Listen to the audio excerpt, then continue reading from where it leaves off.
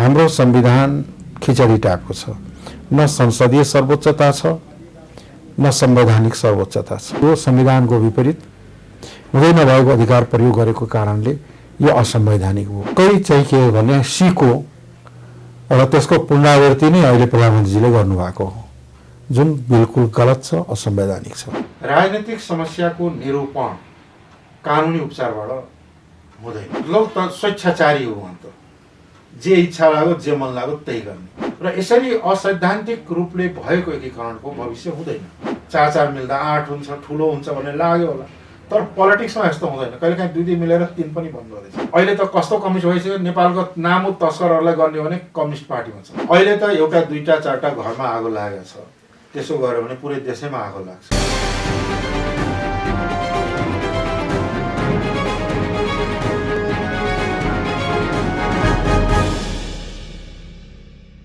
दर्शकवृन्द नमस्कार। कार्यक्रम साझा सरोकारमा तपाईलाई स्वागत छ। दर्शकवृन्द, साझा सरोकारमा आज हामी मूलतः प्रधानमन्त्री केपी शर्मा ओलीले संसद विघटन गर्नुभएसँगै उत्पन्न राजनीतिक परिस्थितिका विषयमा केन्द्रित रहेर संवाद गर्दैछौँ। प्रधानमन्त्रीले राष्ट्रपति समक्ष जुन संसद विघटनको सिफारिस लिएसँगै उहाँले पारित पनि गरिदिनु भयो र मध्यावधि निर्वाचन समेत घोषणा भइसकेको अवस्थामा अब के हुन्छ त? साथै प्रतिपक्षी दलमा रहेको जनता समाजवादी पार्टी नेपाल जसपा अब निर्वाचनतिर केन्द्रित हुन्छ कि संसद पुनर्स्थापना गर्नुपर्छ भन्नेमै केन्द्रित हुन्छ र सडक आन्दोलनमा उत्रिन्छ। यसरी अहिले त सङ्घर्ष गरिरहेको छ। अब भावी दिनमा के गर्दैछ त, यसको रणनीति के हुन्छ लगायतका विषयमा केन्द्रित रहेर संवाद गर्दैछौँ। हामीसँग हुनुहुन्छ जनता समाजवादी पार्टी नेपाल जसपाका अध्यक्ष एवं पूर्व उपप्रधानमन्त्री उपेन्द्र यादव। सर्वप्रथम आउनुहोस्, उहाँलाई कार्यक्रममा स्वागत गरौँ। अध्यक्षज्यू, स्वागत छ यहाँलाई साझा सरकारमा। 2015 सालपछि धेरै पटक संसद विघटन भए, सम्भवतः 5 पटक संसद विघटन भयो। तर अहिलेको अवस्थामा प्रधानमन्त्री केपी शर्मा ओलीले गर्नुभएको संसद विघटनले निकै चर्चा परिचर्चा पाइरहेको छ र सडकमा रोइलो नाटक मञ्चनदेखि लिएर अनेकन भइरहेको छ। यसलाई फिर्ता हुनुपर्छ भनेर नेताहरू पनि लागिरहेका छन्। यसमा तपाईँको पार्टीको दृष्टिकोण के छ? यसैबाट सुरुवात गरौँ। पहिलो कुरा त के हो भन्दाखेरि प्रधानमन्त्रीले संसदीय प्रणालीमा संसद विघटन गरी स्वच्छ जनादेश या ताजा जनादेश लिन सक्छ। यो संसदीय प्रणालीको विशेषता पनि हो। युकेमा, भारतमा, अन्य संसदीय प्रणाली भएका मुलुकहरूमा यो प्रावधान छ। तर नेपालको संविधान बनाउँदा संसदीय सर्वोच्चता भएको संविधान निर्माण गर्नमा त्रुटि भयो। हाम्रो संविधान खिचडी टाको छ। न संसदीय सर्वोच्चता छ न संवैधानिक सर्वोच्चता छ, मिक्स छ। र अहिलेको संविधान उहाँहरूले बनाएको संविधान हो। त्यस संविधानमा प्रधानमन्त्रीलाई इच्छा लागेको बेला संसद भङ्ग गर्ने अधिकार छैन। पहिलो कुरा त पहिलो के छ भन्दाखेरि ठुलो दलले बहुमत ल्याउने दलले सरकार बनाउने, मिलिजुली सरकार बनाउने, ठुलो दलले बनाउने, त्यो पनि नभएदेखि संसदमा प्रधानमन्त्रीको निर्वाचन हुने या विश्वास मत लिनुपर्ने, विश्वास मत पनि नलिन सकेको र अर्को सरकारले बहुमत पनि नपाएको अवस्थामा मात्र चुनावमा जान सक्छ भनेपछि के हो त भन्दाखेरि यो संविधानमा हुँदै नभएको अधिकार प्रयोग भएको छ। संविधानमा नभएकै प्रावधान प्रयोग गर्यो। 47 सालको संविधानमा थियो यस्तो व्यवस्था, अरू देशको संविधानमा छ। त 47 को संविधान त अहिले प्रयोग हुँदैन। अहिलेको संविधानमै व्यवस्था नभएको कार्य उहाँले गर्नुभयो र जुन धारा कोड गरिएको छ त्यो धारा यसमा लागू नै हुँदैन। धारा 76 कोड लागू नै हुँदैन। को कार्यालयमा राष्ट्रपतिज्यूले प्रमाणीकरण गरेर प्रधानमन्त्रीले जुन धारा कोड गरेर सिफारिस गर्नुभयो संसद भङ्गका लागि, त्यो नै गलत हो। त्यसैले हामीले के भन्छौँ भने यो संविधानको विपरीत हुँदै नभएको अधिकार प्रयोग गरेको कारणले यो असंवैधानिक हो। र अर्को यसले के गर्यो त भन्दाखेरि आज हिजोका लोकतन्त्र विरोधी शक्तिहरूको समर्थन रहेछ, उहाँको खुलेआम आइरहेछन् सडकमा समर्थनमा। र अर्को कुरा के हो भने यो लोकतान्त्रिक गणतन्त्रको स्पिरिटलाई अगाडि बढाउँदैन। त्यस अर्थमा चाहिँ के हो भन्दाखेरि यो लोकतन्त्रको भावनाको पनि विपरीत छ र यो प्रतिगमनकारी छ। यसले मुलुकमा सङ्घीय लोकतान्त्रिक गणतन्त्रलाई धरापमा पारेको छ, मुलुकलाई थप राजनीतिक सङ्कटमा लगेको छ र यो कदम गलत हो। अध्यक्षज्यू, हुन त तपाईँको यो संविधानप्रति चाहिँ असन्तुष्टि नै थियो, खास गरी मधेस बेस पोलिटिकल पार्टीहरूले यो संविधान चाहिँ गलत छ, यो संविधानमा भएका त्रुटिहरू सच्याउनुपर्छ भनेर निरन्तर सङ्घर्ष गर्दै आउनु भएको त नै छ। तर अहिलेको अवस्थामा प्रधानमन्त्रीज्यूले जुन धारालाई कोट गरेर संसद विघटन गर्नुभएको छ, कतिपयले त यसलाई राजनीतिक कु भनेका छन् र संवैधानिक कुको समेत संज्ञा दिएका छन्। ठ्याक्कै भन्नुपर्दा अहिले हुँदै नभएको अधिकार नै प्रयोग गरेर उहाँले संसद विघटन गर्नुभएको हो त? निश्चित रूपमा हो। कुन संविधानमा त्यो अधिकार छैन। आज संसारभरिका संविधान विज्ञहरू, नेपालका विज्ञहरू, राजनीतिक दलहरू सबैले यो कुरा भनिराखेका छन् र यो यथार्थ पनि हो। एउटा कुरा यस्तो कुराहरू नेपालमा पहिला राजा महाराजाले गर्थ्यो। जस्तो यहाँमा देखाउँ 7 सालमा त्रिभुवनले संविधान सभाको घोषणा गर्नुभएको थियो। त्यो बेलाको संविधानलाई त्रिभुवनले पालन गरेनन्। पछि राजा महेन्द्रको बेलामा 17 सालमा चाहिँ के छ भने लोकतन्त्रको हत्या भयो। त्यस्तै गरिकन चाहिँ के छ भन्दाखेरि 47 यतापट्टि आएर 63 भन्दा अगाडि त्यो तपाईँको 54-55 साल 56 सालतिर हो चाहिँ बाबा अड्काउने फुकाउने नाममा संसदै समाप्त पारिदियो। 51 सालमा पनि त्यो वैधानिक थियो, त्यो त एउटा प्रोभिजन अन्तर्गत थियो र गिरिजा प्रसादले पनि गराए, त्यो प्रोभिजन थियो। तर यतापट्टिका संविधानहरूमा प्रोभिजनै थिएन। तथापि पनि चाहिँ के हो भने पहिला चाहिँ राजा महाराजाले आफूले इच्छा लागेको बेला जे अर्थ लगाएर पनि संसद भङ्ग गर्ने, कोही चाहिँ के हो भने सिको र त्यसको पुनरावृत्ति नै अहिले प्रधानमन्त्रीजीले गर्नुभएको हो, जुन बिल्कुल गलत छ, असंवैधानिक छ। अब यसलाई बाटो बस्ने बाटो 3टा बाटो छ यसलाई सुधार्ने।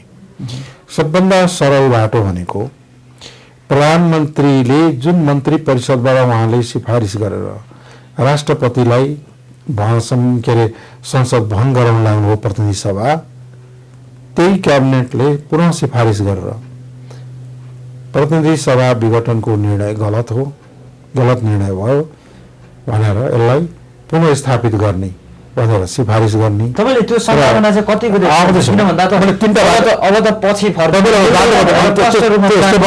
पछिल्लो समय म तपाईँले भनेको आशयले बुझेँ।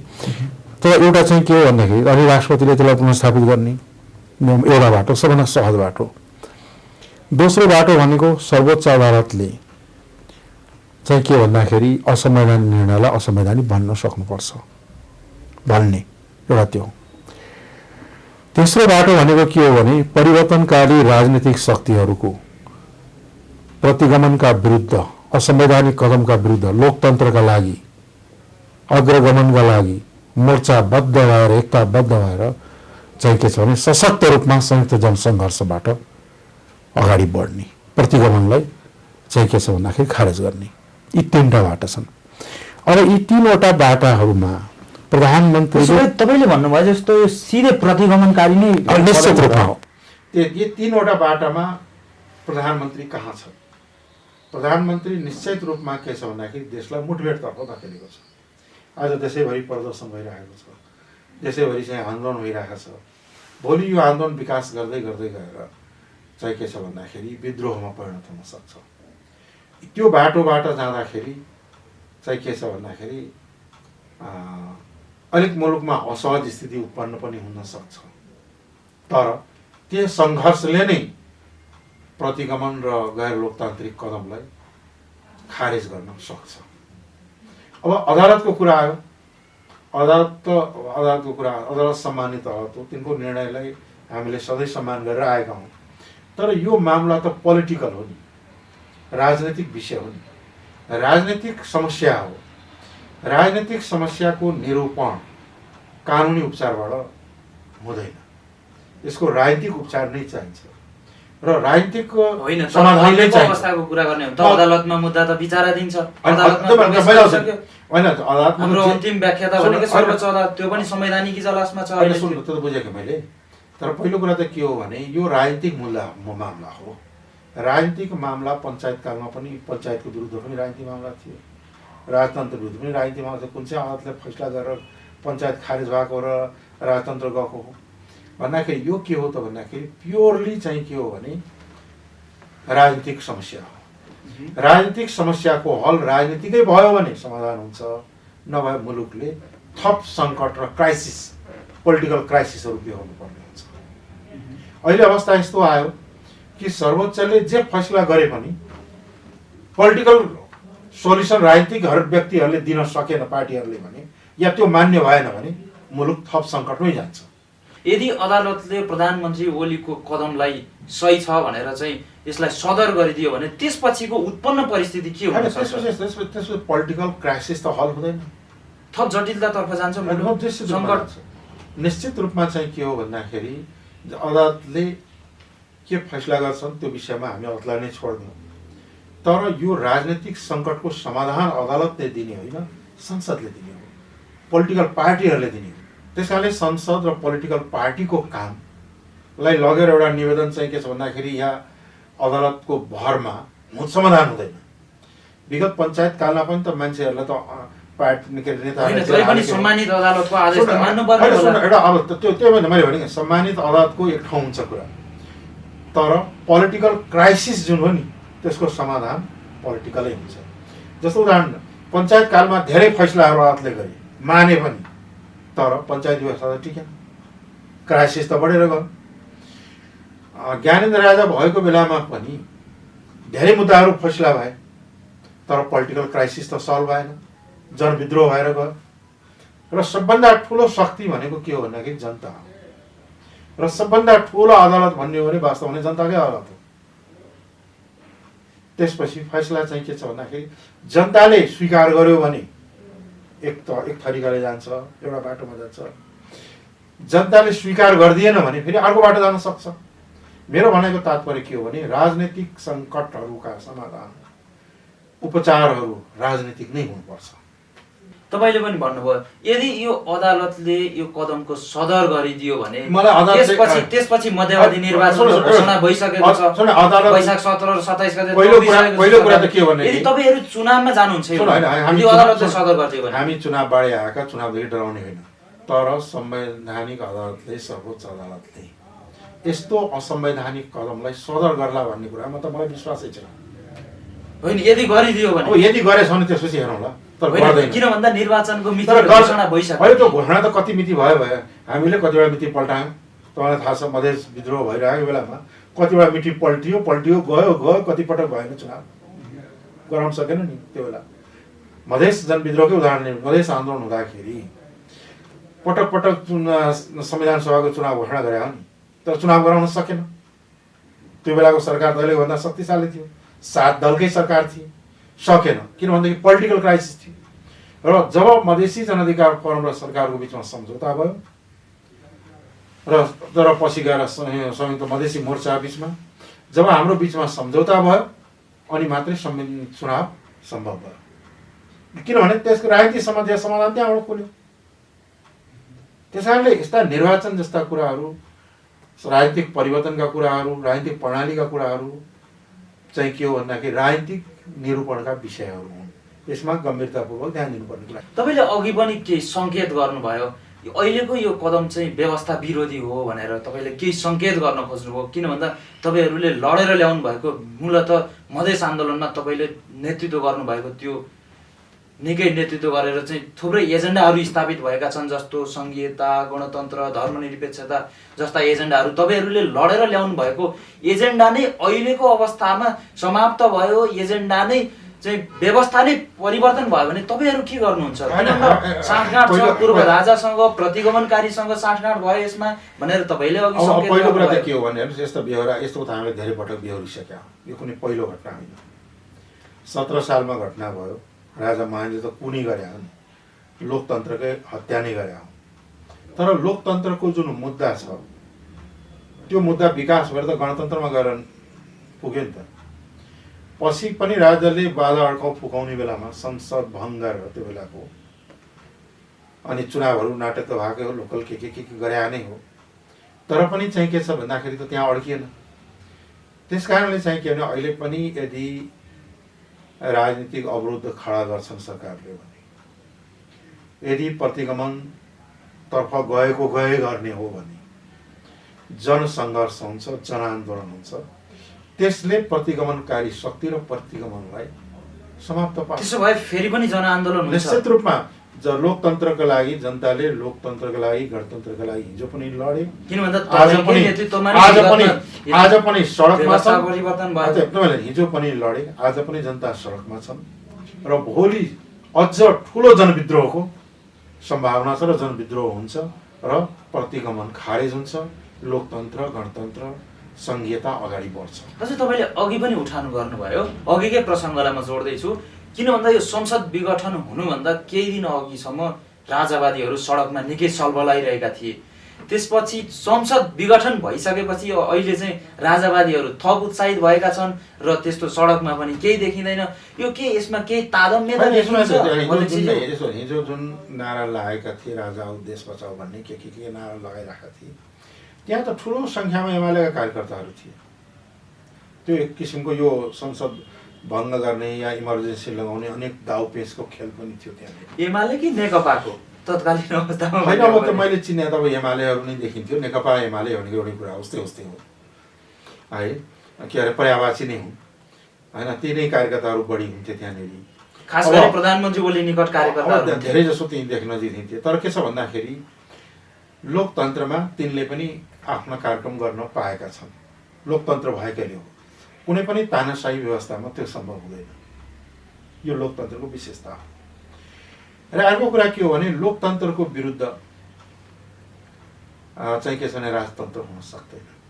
संसारभरि राजतन्त्र थिए एक जमानामा, एक युगमा, तर चलेन। त्यस कारण लोकतन्त्रको विकल्प अझ बढी लोकतन्त्र हुन्छ। लोकतन्त्रको विकल्प अझ राम्रो समावेशी लोकतन्त्र हुन्छ। तर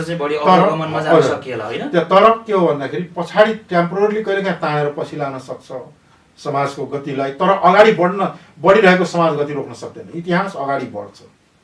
इतिहासको जुन चक्र छ नि त्यो अगाडि बढ्दै बढ्दै बढ्दै जान्छ। अहिले जतिसुकै प्रयत्न गरे पनि फेरि राणा शासन त आउँदैन नि होइन। त्यस्तै गरिकन सङ्घीय गणतन्त्रमा गइसकेको मुलुकलाई त्यहाँ अवरोध खडा गर्न सक्छ, प्रयास गर्न सक्छ पछाडि तान्ने। एकछिनको लागि तान्या जस्तो पनि हुन सक्छ, तर फेरि जन सैलाब, जन लहर, जनसङ्घर्ष अगाडि आएपछि त्यो सबै धुलो माटो भएर अगाडि बढ्छ।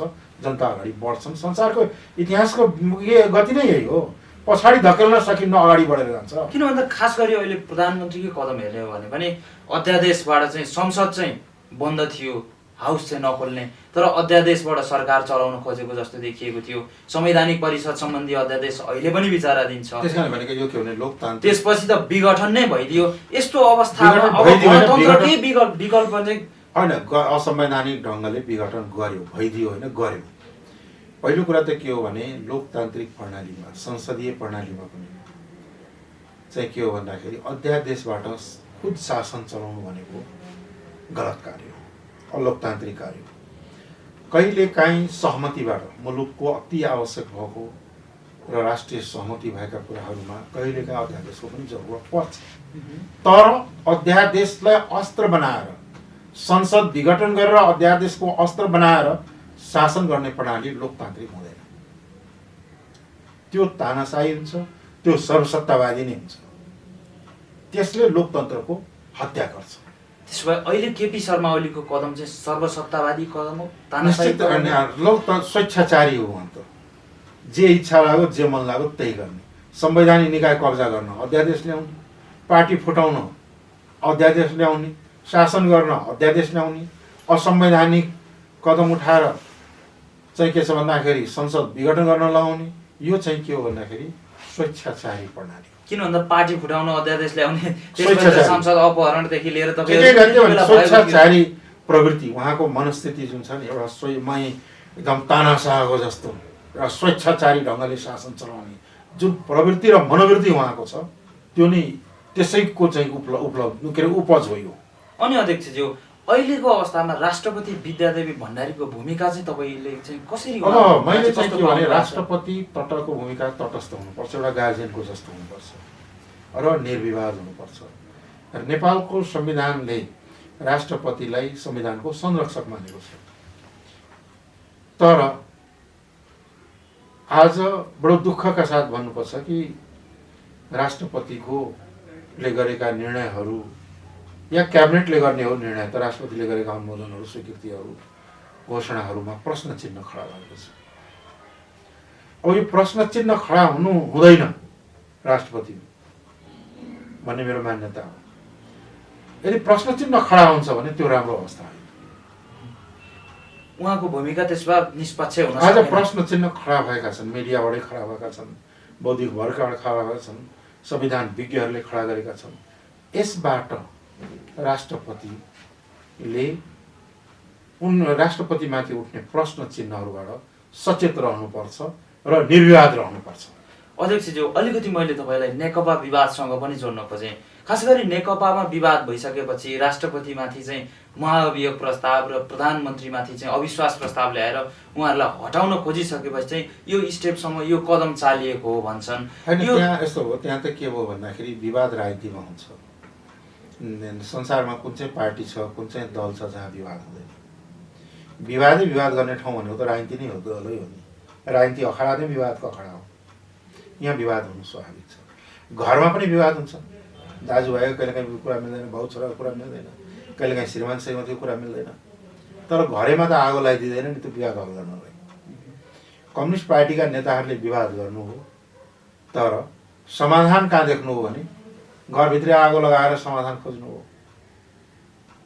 त्यो उहाँहरूको दूरदर्शिता। किन भन्दा अहिले त पार्टी नै विभाजित भइसकेको छ। भनेको मैले घरमा झगडा भयो भनेर एकअर्काको रिसले घरमै आगो लगाएर हिँडिदिनु भयो। मैले तपाईँसँग यो किन पनि बुझ्न खोजिरहेको, किन जोडिरहेको छु भने तपाईँको पृष्ठभूमि पनि कम्युनिस्ट पृष्ठभूमिबाट आउनुभएको। तपाईँले तत्कालीन एमालेका नेताहरूसँग सहकार्य गर्नुभयो, आफै पनि त्यो पार्टीमा बस्नुभयो। माओवादीका नेताहरूलाई तपाईँसँग सहकार्य गर्नुभयो, सबैसँग सहकार्य गर्नुभयो। त्यसरी अहिलेको अवस्थामा नेकपा चाहिँ दुई कितामा देखिएको छ। खास गरी एक पक्ष चाहिँ केपी शर्मा ओली पक्ष र अर्को पक्ष चाहिँ प्रचण्ड र माधव कुमार नेपाल पक्ष। यसरी हेर्दा अहिलेको अवस्थामा प्रचण्ड र माधव कुमार नेपाल सँगै बस्ने सम्भावना कतिको छ र यो समग्र विषयलाई तपाईँले कसरी मूल्याङ्कन गर्नुहुन्छ? पहिला अलिकति पछाडि फर्किने हो भने नेकपा माओवादी र एमालेको जुन एकीकरण भयो त्यो सैद्धान्तिक रूपले, वैचारिक रूपले, व्यवहार र चरित्रको एकरूपता भएका कारणले एकीकरण भएका होइन। माओवादीको जनवादी गणतन्त्रमा थियो, जनताको जनवाद भन्थे होइन। यतापट्टि चाहिँ के छ भने एमाले बहुदलीय जनवाद भन्थे। दुईटाको नीति कार्यक्रमै फरक थियो। अर्कोतर्फ के थियो भन्दाखेरि माओवादीहरू ब्यारेक पोलिटिक्सबाट आएका हुन्, आर्म स्ट्रगलबाट आएका हुन्। एमाले संसदीय व्यवस्था हँगालेर आएका हुन्, माओवादीले संसदीय व्यवस्था हँगालेकै थिएन। अहिले पनि संसदीय व्यवस्थालाई आत्मसात गरेका छैन। यो त हाम्रो रणनीति मात्रै बनिरहेको छ माओवादीका ग्रुपका साथीहरूले। यता एमालेकाहरूलाई चाहिँ संसदीय व्यवस्था नै कै माध्यमबाट जाने भने संसदीय व्यवस्था कसैको टाउको राखेर भनेर त्यो त एकै नै चलेको छ। त्यसले गर्दाखेरि दुवैको चरित्र, दुवैको सिद्धान्त, दुवैको नीति, दुवैको कार्यक्रम फरक रहेका थिए। दुवैको व्यवहार र चरित्र पनि फरक थियो।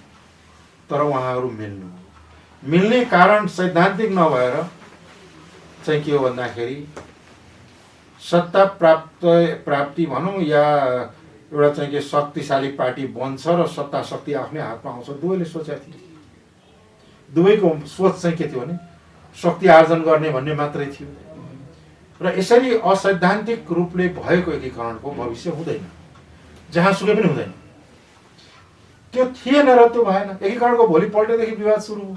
खास गरी फ्ल्यासब्याकमै जाउँ हामी, प्रवृत्तिगत विशेषता हेर्ने हो भने पनि लोकतान्त्रिक जनआन्दोलनको नामै सुन्न नचाहने, अझ बैलगाडा चढेर अमेरिका पुगिँदैन भन्ने प्रधानमन्त्री र एक खसीकै संसदीय व्यवस्थालाई चाहिँ त्यसरी खसीको टाउको राखेर चाहिँ अन्य उनीहरू त यस्तो प्रवृत्तिगत विशेषता भएको र फेरि किन भन्दा अप्राकृतिक पनि त्यो के हो भने सरकार त्यो चुनावमा सँगै मिलेको संसदीय चुनाव लडे। योभन्दा अगाडिका चुनाव नेकपा माओवादीले काङ्ग्रेससँग मिलेर लडेका थिए लोकल चुनावको। त्यसपछि संसदीय चुनाव एमालेसँग लडे। एमालेसँग लड्ने बेलामा बरु मिलेर जान सकिन्छ जाउँ भन्ने उहाँ भयो होला र उहाँहरूलाई लाग्यो होला दुईटा मिल्दाखेरि एकदम शक्तिशाली पार्टी बन्छ। होइन 2-2 मिल्दा 4 हुन्छ, 4-4 मिल्दा 8 हुन्छ, ठुलो हुन्छ भन्ने लाग्यो होला। तर पोलिटिक्समा यस्तो हुँदैन, कहिलेकाहीँ 2-2 मिलेर 3 पनि बन्द रहेछ। अहिले त्यस्तै हो। त्यस कारणले चाहिँ के छ, त्यो शक्ति बन्नेवाला पनि थिएन, बन्न पनि सकेन। असैद्धान्तिक र चाहिँ के छ भन्दाखेरि अवसरवादी एकीकरणले शक्ति प्रदान शक्ति निर्माण हुन सक्दैन भन्ने कुरा प्रमाणित भएको छ। फेरि आफ्नो आफ्नो बाटो लाग्नु, उहाँहरू आफ्नो बाटो भन्दा पनि अहिले त झन् विग्रह नै आयो। पूर्व एमाले नै छिन्न भिन्न भएको अवस्था छ। त्यो अवस्थालाई चाहिँ कसरी पूर्व माओवादीको अब यसो छ, पोलराइजेसन, नयाँ पोलराइजेसन सुरु भएको छ। अब हिजो मदन भण्डारीबाट या मदन भण्डारीको बेलामा जुन जनताको बहुदलीय जनवाद विशेष गरी पाँचौं महाधिवेशनबाट चाहिँ त्यो चाहिँ के छ, त्यसको पोलराइजेसन एकातिर जसले संसदीय लोकतन्त्रलाई नै माध्यम बनाएर जाने कम्युनिस्टहरू एकातिर, ती वास्तवमा। अर्कोतर्फ चाहिँ के छ भने संसदलाई प्रणालीलाई उपयोग गर्ने र समाजवादी क्रान्ति गर्ने सोच भएकाहरू अर्कोतिर। यसरी पनि पोलराइजेसन हुन सक्छ र त्यो देखिँदै पनि छ। र ओली एउटा ओलीको चाहिँ के छ भने केपी ओलीको पार्टी पुरानो एमालेको ढर्राबाट अगाडि आएको पार्टी, यतापट्टि माओवादीहरू सशस्त्र विद्रोह गर्दै जनविद्रोह गर्दै आएका पार्टी हुन्। यी दुईटाको बनावट, दुईटाको चरित्र फरक छ र आफ्नो चरित्र अनुकूल पोलराइजेसन चाहिँ हुँदै गएको छ। त्यो फरक त थिँदैन थियो, तर अहिलेको अवस्थामा चाहिँ माधव कुमार नेपाल, झलनाथ खनाल लगायतका नेताहरू चाहिँ प्रचण्डसँग चाहिँ टाँसिन पुग्नु भएको छ। यसलाई चाहिँ कसरी हेर्ने हामीले? उहाँहरूको सम्बन्ध, उहाँहरूको गठबन्धन भनौँ, उहाँहरूको त्यो चाहिँ सहकार्य कतिको टिक्ला जस्तो लाग्छ तपाईँले? उहाँहरू सबैलाई मेरो त के छ, सबैलाई प्रतिदिन टिक्ला नटिक्ला भन्ने भविष्य घरमा राख्दिउँ, त्यो ज्योतिष शास्त्री त म होइन है। तपाईँले चिन्नु भएको तथापि पनि चाहिँ के हो भन्दाखेरि उहाँहरूले विगतका तिता अनुभवहरूबाट सिकेर एक आपसमा एकोमोडेट भएर लिडरसिप कम्फर्टेबल फिल गरेर जानुभयो भने अगाडि बढ्न सक्छ। एक अर्काप्रति त्रसित हुने, असशङ्कित हुने र असुरक्षित महसुस गर्ने नेताले हो भने फेरि त्यो चाहिँ के छ भने दुर्घटनामा पर्न सक्छ। अब त्यसलाई लिडरसिपले कसरी लैजान्छ त्यसमा निर्भर गर्छ। ठ्याक्कै हेर्दाखेरि तपाईँलाई के लाग्छ त? अब उनीहरूको भविष्य के होला? मैले त यो संसारमा अहिलेको युगमा कम्युनिस्ट पार्टीको कुनै भविष्य देखाएको छैन। हुन त यिनीहरू कम्युनिस्टै होइनन्। कम्युनिस्टको न चरित्र छ, न नीति छ, न कार्यक्रम छ। नीति, कार्यक्रम र चरित्रलाई हेर्ने हो भने उहाँहरू कम्युनिस्ट होइन। हुन त तपाईँले उहाँहरूलाई चाहिँ कम्युनिस्टको मूल नीति के हो? संसदीय लोकतन्त्र कम्युनिस्टले अँगाल्दैन। कम्युनिस्टलाई गैर सांस्कृतिक हो। कम्युनिस्टहरू बहुदलीय प्रणालीमा अट्दैन।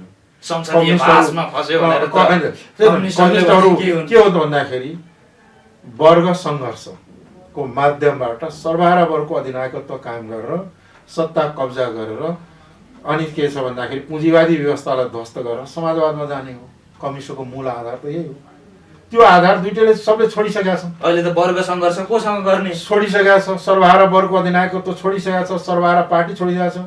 अहिले त कस्तो कम्युनिस्ट भइसक्यो, नेपालको नामु तस्करहरूलाई गर्ने हो भने कम्युनिस्ट पार्टीमा छन्, नामु कलाबजारीहरू गर्ने हो भने कम्युनिस्ट पार्टीमा, कमिसन तन्त्रका नायकहरू कम्युनिस्टमा छन्, ठुल्ठुला ठेकेदारहरू हेर्ने सब कम्युनिस्ट छन्। अब कहाँबाट सर्वहारा वर्ग, सर्वहारा वर्ग, म आउँदैछु, सर्वहारा वर्ग, श्रमिक वर्ग अनि चाहिँ के छ भन्दाखेरि किसान मजदुर वर्गको हितको कुरा कहाँबाट हुन्छ? त्यो त्यसको पार्टी त रहँदै रहेन। अब भइदियो भने सबै वर्गको पार्टी हो। जो धनाढ्य वर्ग छ उसको झन् बढी पकड हुन्छ पार्टीमा भने त्यसमा रूपान्तरित भइसकेपछि त्यो कम्युनिस्ट पार्टी कसरी रहन्छ? कम्युनिस्ट त एउटा वर्गीय पार्टी हो नि। कम्युनिस्ट त ऊ वर्गीय पार्टी हो, वर्गीय दर्शन बोक्छ र वर्ग सत्ता स्थापित गर्छ र वर्गविहीन समाजको निर्माण गर्छ। त्यो हो कम्युनिस्ट पार्टी त। तर त्यहाँ त कम्युनिस्टको कुनै चरित्र छैन। त्यस कारणले मैले भने कि कम्युनिस्टको कुनै अहिले चाहिँ के छ भने कुनै भविष्य देख्दिनँ म नेपालमा। अरू दुनियाँ पनि, तर उहाँहरूको चाहिँ भविष्य त देख्नुहुन्छ। अब त्यसपछि के उहाँहरू कम्युनिस्टको रूपमा रहनु नै भएको छैन। तर कम्युनिस्ट भनेर त जनताले अब पनि अब बिस्तारै चाहिँ त्यो के हुन्छ भन्दाखेरि भ्रमहरू हट्दै गएका छन्। अब काङ्ग्रेसका विकल्प कम्युनिस्ट तेस्रो विकल्प देखिएन, त्यस कारणले विकल्प निर्माण हुँदै गएको छ, हामी निर्माण गर्दैछौँ। समाजवादी बिचको के अरे लेफ्ट टु सेन्टर फोर्स चाहिँ डेभलप हुँदै गइसकेपछि ती भ्रमहरू हट्दै जान्छन्। अहिले त धेरै के छ भने खराबको विरुद्धमा कम खराबको विरुद्धमा धेरै खराबको बिचमा चोइस छ। ऊ अमेरिकामा रिपब्लिकन कि डेमोक्रेटिक चोइस भयो जस्तै, अरू चोइस त जनताले पाएनन्। नपाउँदाखेरि त भोट त त्यति जाने भयो, त्यसको लाभ प्राप्त गरेको मात्रै हो। अब अहिले यसरी चाहिँ प्रदेश सरकारहरू नै चाहिँ विघटन गर्ने सम्मको स्थिति आउन सक्छ भन्ने गुन्जाइस सुनिन्छ। किनभने तपाईँहरूले लडेर ल्याउनु संघीयता अहिले त एउटा दुईटा चारटा घरमा आगो लागेको छ, त्यसो गर्यो भने पुरै देशैमा आगो लाग्छ। सबैमा विवाद भइसक्यो, सबै मुख्यमन्त्री विरुद्ध चाहिँ अविश्वास प्रस्ताव दर्ता भइसक्यो। हैन, त्यो त लोकतन्त्रमा यसरी चाहिँ संघीयता चाहिँ धरापमा संघीयता धरापमा पर्नेको होइन। संघीयतालाई कसरी समाप्त गर्न सकिन्छ भने खेल खेलिएको हो। अहिलेको यो असंवैधानिक कार्यले गरेर प्रधानमन्त्रीजीले। दोस्रो के हो त भन्दाखेरि लोकतन्त्रमा, झन् संसदीय लोकतन्त्रमा त संसदको विश्वास रहन्जेल शासन गर्ने हो। विश्वास समाप्त, शासन समाप्त हो। यो त नियम हो नि खेलको। खास गरी मैले फेरि हामी उत्तरार्धमा छौँ, तपाईँको पार्टीको पनि कुरा गरौँ।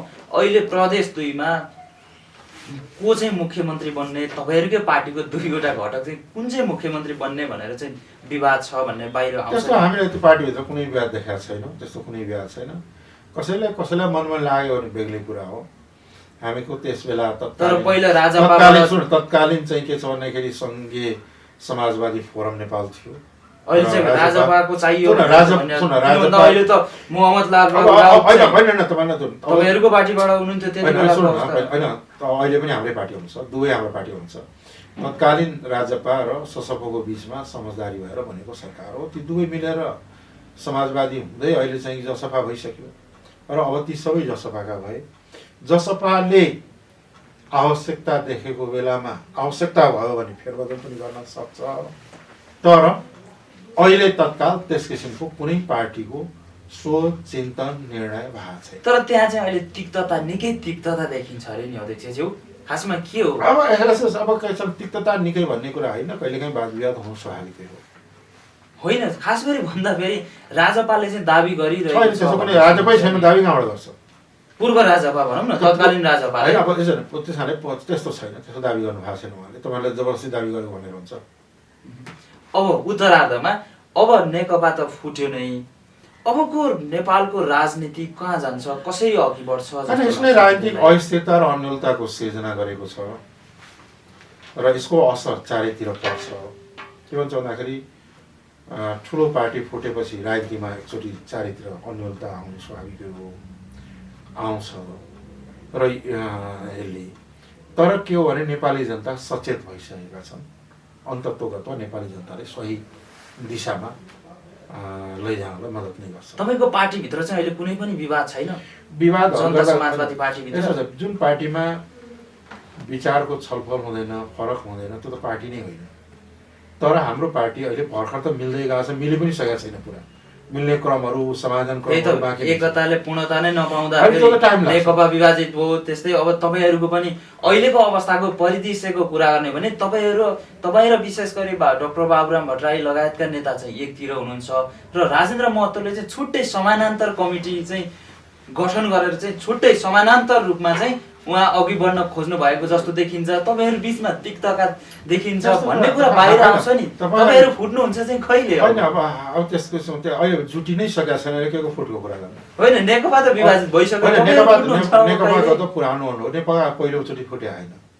नेकपाको इतिहास हेर्ने हो भने करिब झन्डै 62-63 पटक कम्युनिस्ट पार्टीहरू फुटेका छन्। यो पहिलो होइन। तपाईहरु पनि फुट्नु भएको छ, फेरि अहिले त्यो गुन्जाइस सुनिन्छ नि। हामी पनि फुट्या हौं, जुट्या हौं, फुट्दै गएर अहिले जुट्या हौं। सबै हामीसँग रहनुभएका साथीहरू विगतका पार्टीहरू फुट्दै जुट्या हौं। अहिले जुट्या हौं, अहिले समाधान गरे। अहिले तपाईहरु बीच कुनै पनि तिक्तता छैन, खास गरी अहिले समानान्तर चाहिँ के पनि कहीं समानान्तर छैन गर्ने, समानान्तर रूपमा चाहिँ भेलाहरु कार्यक्रम गर्ने त सुनिन्छ नि, खास गरी राजेन्द्र महतोले। तपाईले चाहिँ के छ भने गलत सुन्नु भएको छ, यस किसिमको अहिले केही पनि छैन। यसबाट चाहिँ मोहन ठाकुर चाहिँ रुष्ट हुनुहुन्छ, तपाईँहरूको अध्यक्ष अझ भनौँ होइन होइन यो यो हेर्नु तपाईँले यो त रुष्टता तपाईँले देख्नु भएको छ, पार्टीले देखाएको छैन, हामीले देखाएको छैन। होइन तपाईँहरू अनि कसरी मान्ने तपाईँ कुरा? खास गरी तपाईँ र राजेन्द्र महतोको बिचमा बाहिर आए जस्तो त्यस्तो केही पनि छैन। एकदम राम्रो मित्रता छ, कहीँ केही छैन। हामीले अहिले मिलेर यो पार्टी सम्भावना बनाएका हौँ, छैन। यही मिलेरै हामीले यो पार्टी बनाएका हौँ, मिलेरै यो पार्टीलाई अगाडि बढाउने हो हामीले। त्यसो भए अब आगामी निर्वाचनसम्म तपाईँहरू अगाडि मिलेर निर्वाचन जानुहुन्छ। समयमा धेरै लामो समयसम्म हामी मिलेर जाने, अरूलाई पनि एक भएर जानुहुन्छ अरूलाई तपाईँहरू। पनि मिलाउने गरी नै यो पार्टी बनाइएको हो। हस् अध्यक्षज्यू, यहाँको महत्त्वपूर्ण समय, संवाद र विचारका लागि हार्दिक धन्यवाद। हवस्, यहाँलाई धेरै धेरै धन्यवाद।